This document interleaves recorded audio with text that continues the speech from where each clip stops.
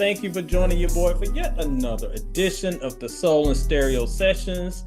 Back here with another interview, and I am so excited about today because we're going to be talking about my homie.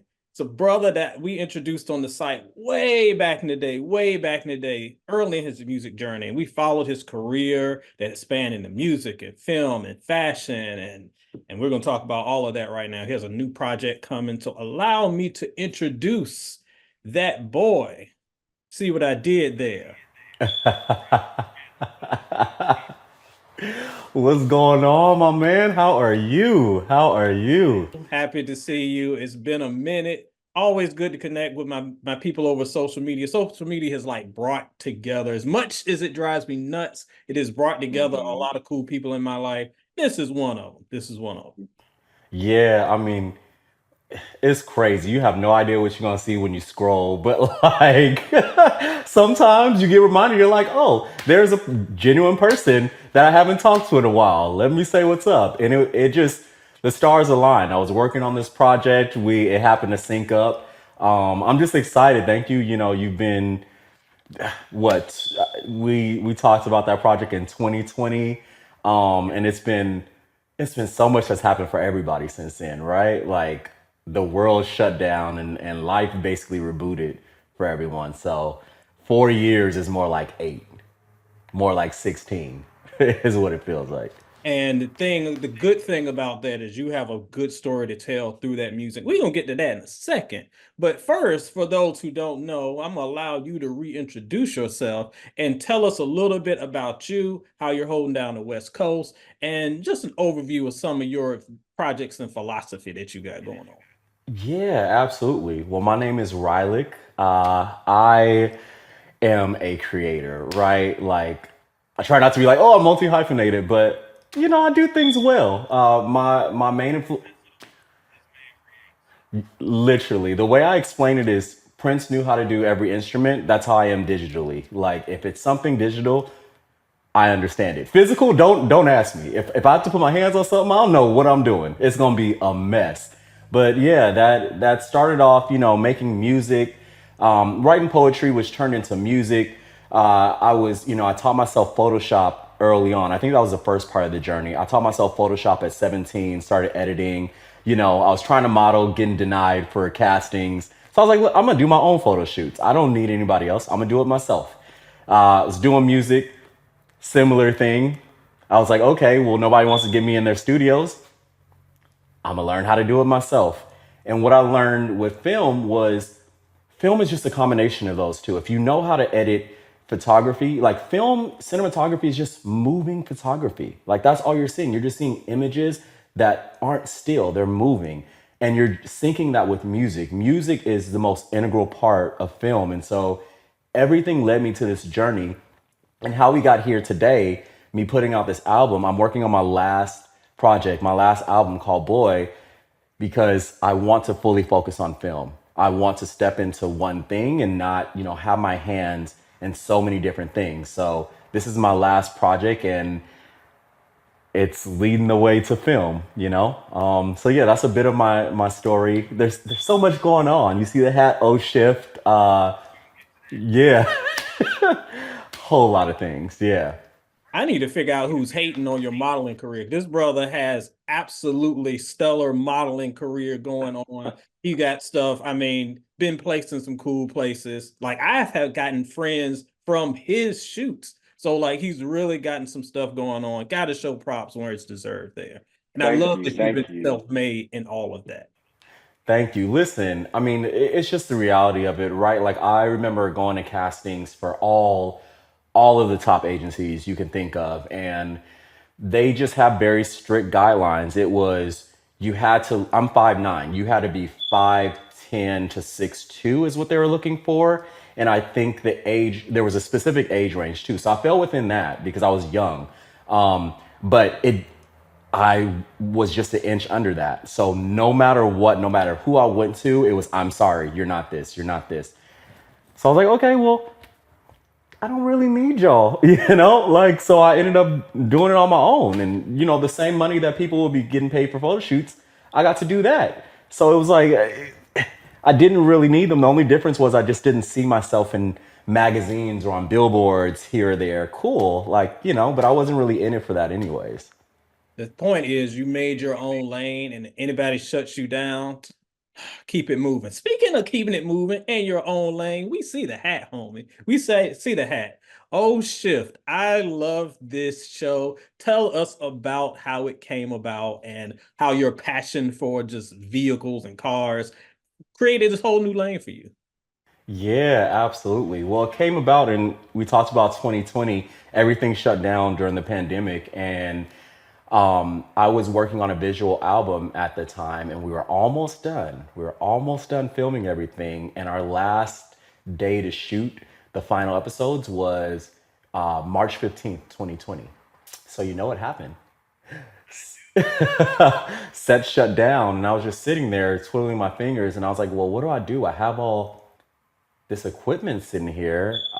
I couldn't figure it out. And you have nothing to do. You're sitting talking with friends. We're hanging out, me and a couple buddies talking about cars, making people laugh around us that they had no idea about cars. They don't know shit, right?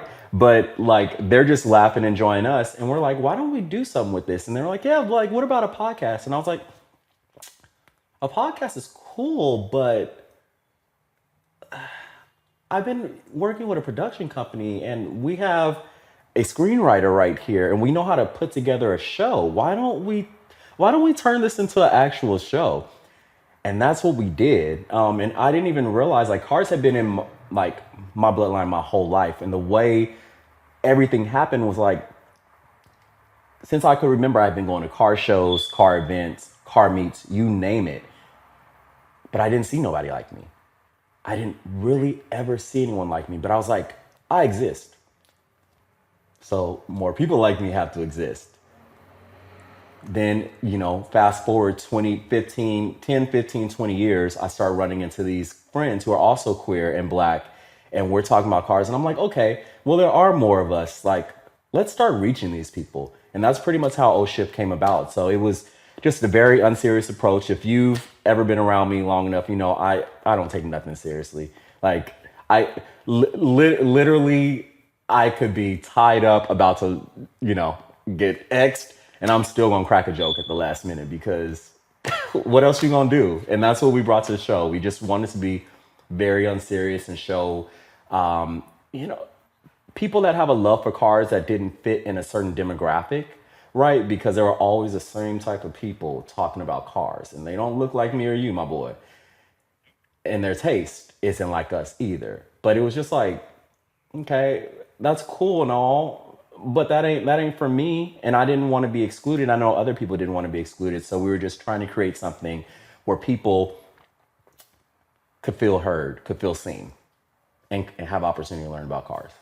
Well, I was going to ask this a little later on, but since it came up and it's a very important topic, I wanted to talk a little bit about representation because Yeah. it's always been something very prevalent in your music. I love it in Hmm. the show, which is hilarious, by the way. We're going to have some clips of that up. But hip hop specifically, and you know this, has been notoriously homophobic since its inception. But I feel like the doors are opening in some ways. We still got a whole lot of work to do. But Hmm.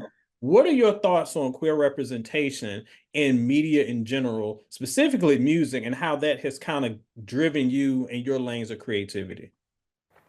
Yeah, if I'm gonna be fully honest, I think the phobias were so prevalent early on that it caused me to closet a bit of myself. Even though I was open like to everybody, I still wasn't making music that represented myself. I would be saying talking about girls and this and that, and like, sure, I've loved women before, but that ship sailed a long time ago.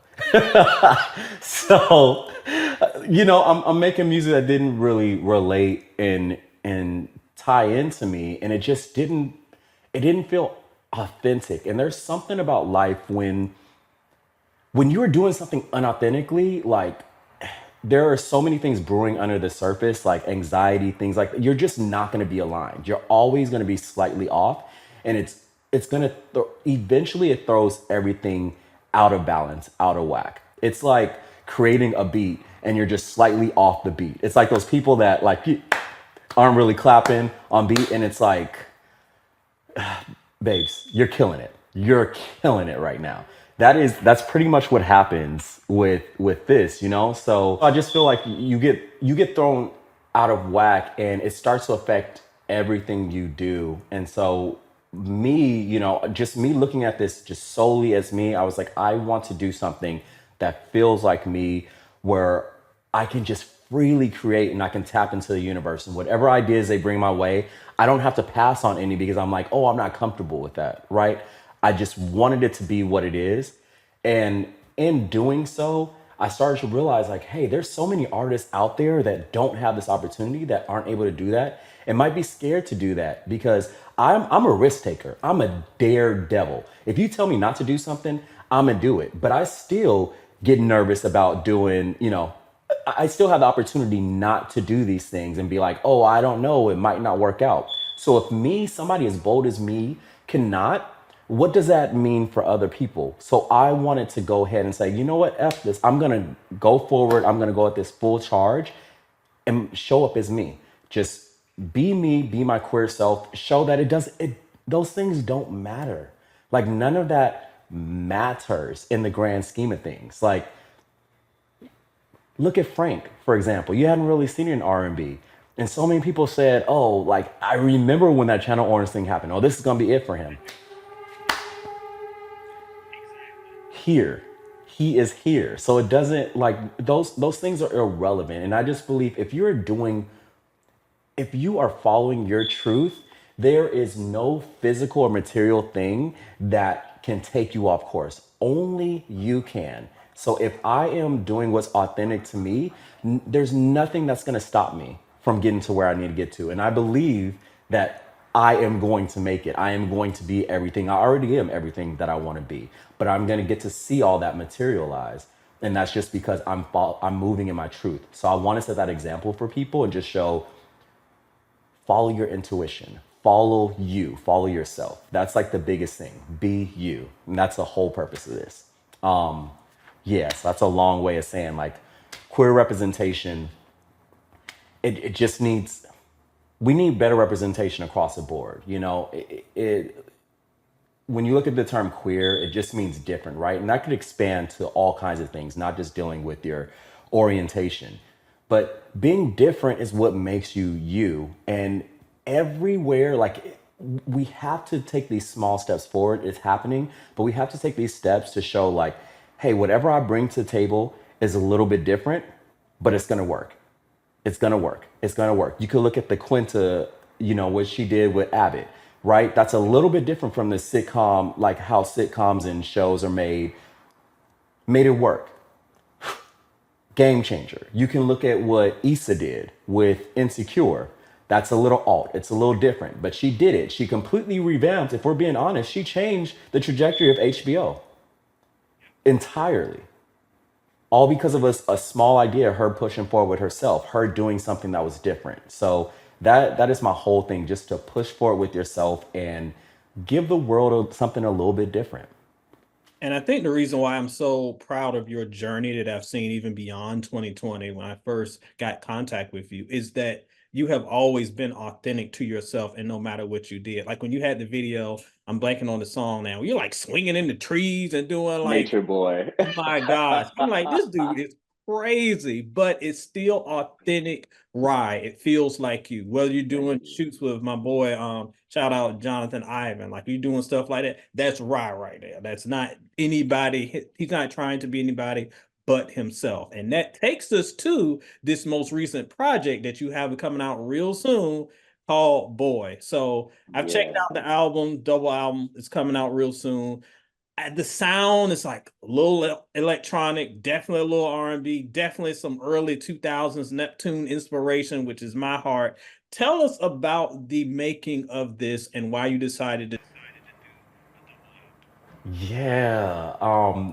So like I said, it was gonna be my last project, but I sat with my producer KT, goes by KT got beats, worked with him for a decade, and we work so well together. Like I always say, we're just like the Neptunes. Like I'll say I have this idea, and he is a genius. He'll just turn it into the most beautiful thing you can think of. And it's like, you took my vision and you brought it to life, or he'll bring me something and I would add my little 15%, right? And I sat there and I said, hey, I'm going to work on this last album.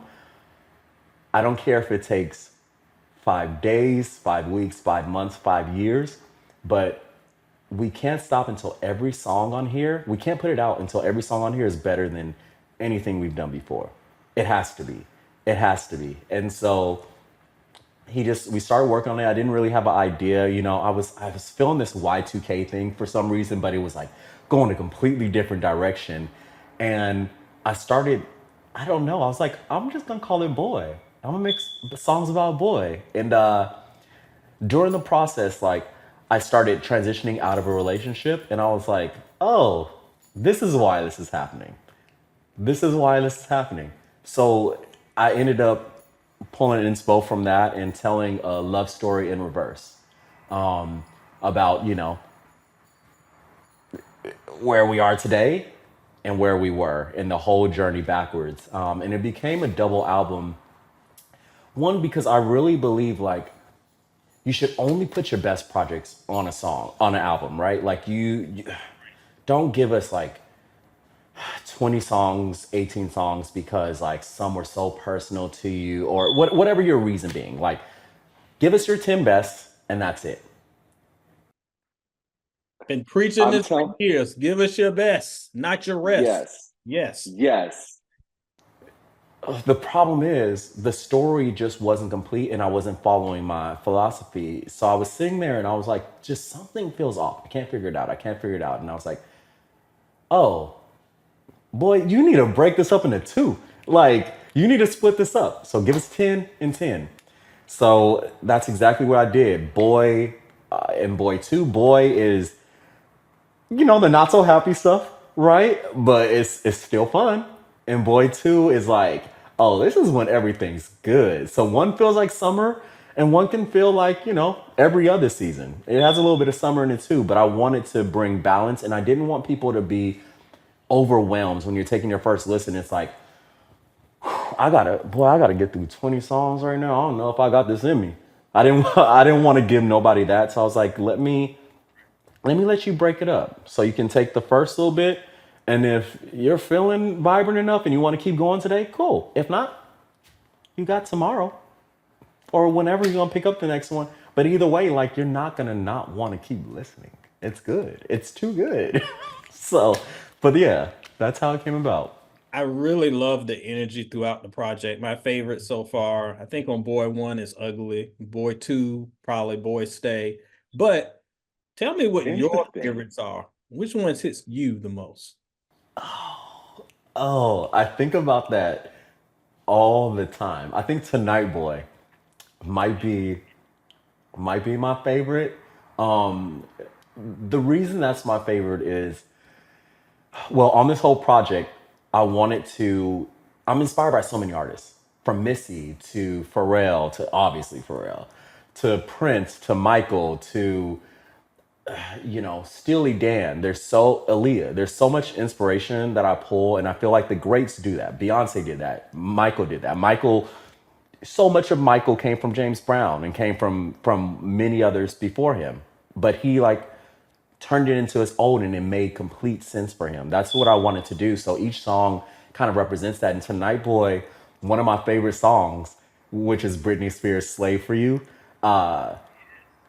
Uh-huh. So I was hearing some of the instruments and I was like, yeah, you do.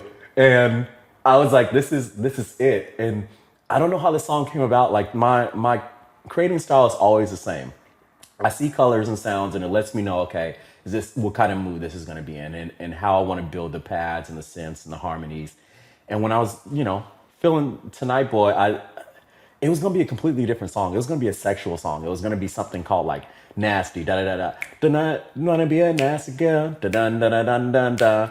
And I was like, nah. Like I kept redoing the hook and pulling things apart, and it just came to me. It was like, oh, I'm gonna make this a song about tonight, but You think it's about you, it ain't. It's about me. I'm looking in the mirror. Tonight, I'm gonna be the one for you because this whole time you've been giving it to this other person. So that's the song just turned into that and just getting to have a moment where I was able to produce something. That was my first song actually that I ever produced on my own. Like my first one that I produced on my own. And it's everybody's except you. It's most people's favorite on the album. And it's just it just brings such a good feeling. It was like the song that gives me that joy inspired this. And this song just gives me joy every time I play it. And anytime I'm like, oh no, maybe we're gonna push another song, or maybe another song is my favorite. It's just that one. That is the one. It is a very fun track for sure. And I love the twist and the storytelling because you know me, I'm all about storytelling. I'm all about telling a narrative in the songs, and that was a good one. But along with that, the song that's right now probably going to be the first single, "Truth or Dare," also has an interesting concept. So break that down for us. Truth or Dare is gonna be the third single. It's gonna be a single. There, there you go. Like That Boy was the first one we put out. It's so fun. It feels like summer. Tonight Boy is coming after the visuals for it. Oh, you're gonna love it. It's just so me. It's so fun. It's so fun. Like you hear. I'm just so giddy thinking about it. Tonight Boy is fun. Truth or Dare. The universe just brought that song to me. I don't know how I started coming up with the words, but I was just like I want to have fun rapping. I want to like give a cadence, and like I threw some, ad libs in there that felt like Migos, and I was like, okay, I'm gonna give it that bounce. I'm gonna do that, and then I was like, you know what? I'm gonna do my usual thing where I throw it off a little bit and I kind of sing on the, I'll rap and then I'll bring some harmonies and sing on the hook.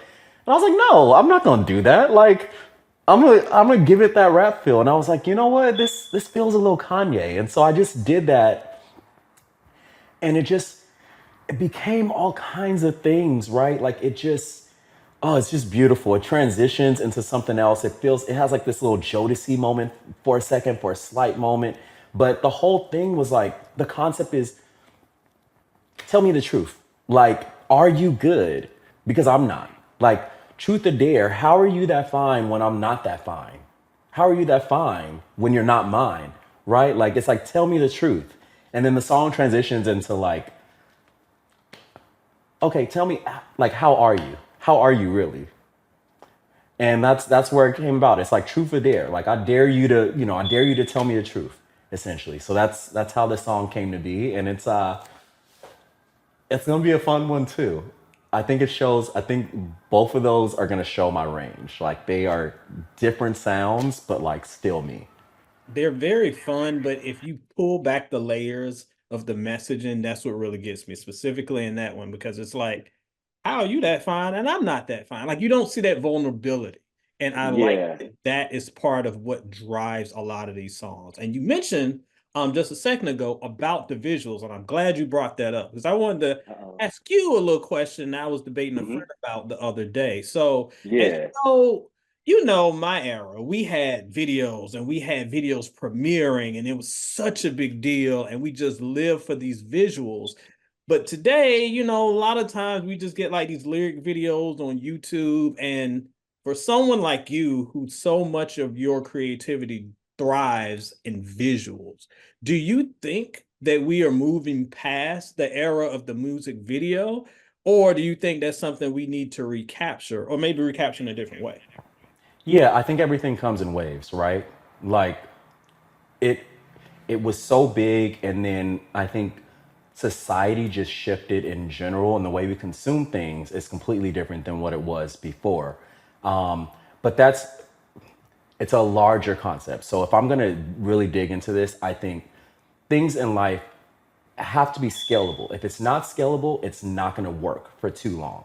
And the way we consume things, the way we take in media and just anything is just at such a fast rate that it doesn't work. So when you look at everything, when you take a step back and take a macro level look, things were, going at a slow pace and it just really went really fast. And then things slowed up again. So we're back in the stage where it's like people are withholding, artists are withholding because you don't need to get all of that from me right now. Like, look at Ariana. She just dropped her next single. Like, had this been a couple years, her most recent video, I'm sorry, had this been a couple years ago, it would have just been da da da da da da, right?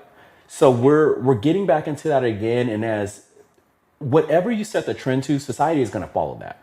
So the artists, the leaders are already setting that trend, and we're going to have to wait. We're going to have to be patient. So things are going to come around again. These big premieres again, they're going to become a big deal again. It's going to happen all over again. Like look at what just happened this weekend with Bad Boys 4. Right? That's all because of the promotion and hyping it up and Will and the work that they've done. You've seen all the creative things. They had the biggest what was that? The biggest domestic opening for a rated R film this weekend.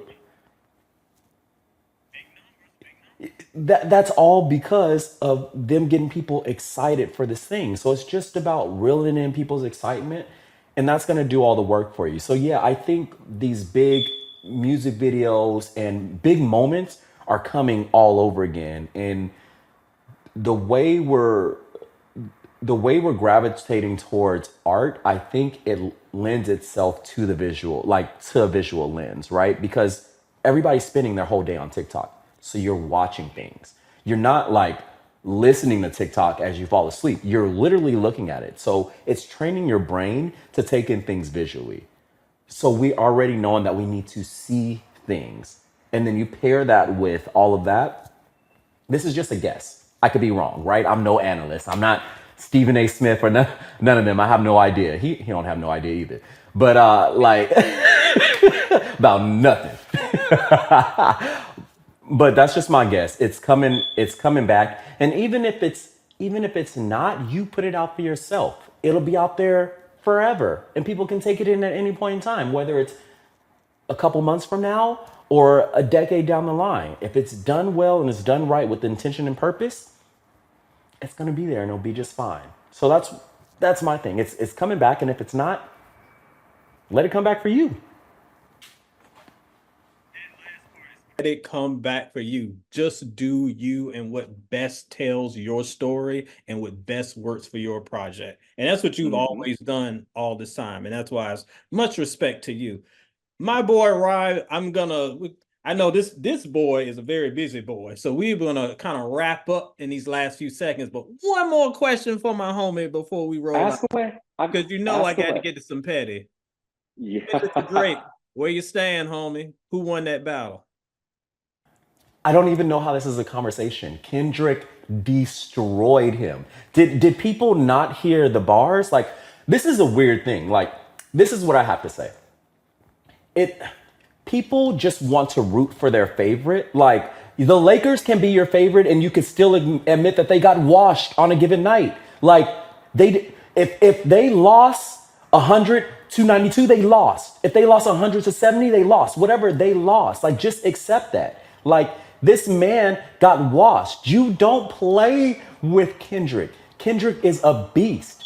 Bars, double entendres. And one thing I think there could be, a lot of people just don't get it. A lot of people don't get double entendres and true metaphors. If you're not using the word like or as, people, it doesn't register in their brain. It's crazy. Or if you don't give a pause like a comma, they don't get it. It's like Kendrick washed him, and even the small pettiness, like the simple things he did with the release in 666, like crazy. Those things are crazy. The most recent thing he just did, Drake put up that damn picture wearing Compton Community College. This boy does a surprise appearance giving a speech at the college. Like, you're not like let me tell you, you're fucking with a LA nigga. Like, a Canadian is never like, bruh, do you know who Kendrick rolls around? Do you know like what we see out here? We have seen everything you could think of in LA, my boy. Like, so that, no. When it comes to being petty, we can do it. We can tear you apart. And we could also be cool just sliding and gliding. And he's still doing that. He's still going about his life, having a peaceful life. I love him. That's my boy. Y'all gonna say that my homie is biased because he's West Coast, but This is the Soul and Stereo Sessions. We tell the truth. I heard nothing but truth that came out of his mouth right here. I Listen, Jay and Nas, but when Nas dropped Ether, I was like, I'm sorry, Jay, you got 8. That's just it. Don't Listen, say I it, don't, Jay. I don't care. I don't care where anybody's from. If Kendrick was, if I don't care where he's from. It just, it's illuminating. It's reminding you where he's from, like that you don't play when it comes to that. That's yeah. That's my boy. Yeah. That's where I stand, Kendrick. On the right side of history, that's where you stand. Right. yeah. Thank you so much for coming through, homie. Don't forget to check out Boy the Project. Let us know when it drops. Let us know where these folks can find you, homie. Okay. Yes, it should be here June 28th. It's gonna be everywhere: Apple Music, Spotify, you name it, the works. My name's Rylic Zander, so you can find me pretty much anywhere on Rylic Zander. You can kind of type in Rylic and you'll just find it. Thank God I've been online for as long as I have. But just search for me. You'll see something. I just dropped Like That Boy. You heard about my inspo with Pharrell. You're gonna see it there. You're gonna see who I am in that song, and hopefully it excites you enough to keep listening. Yes, follow my boy Twitter, Instagram, YouTube. He's everywhere. Thank you for joining us, homie, and thank you for checking out the Soul and Stereo Sessions. Play on, players, and thank you for coming through. All right, peace.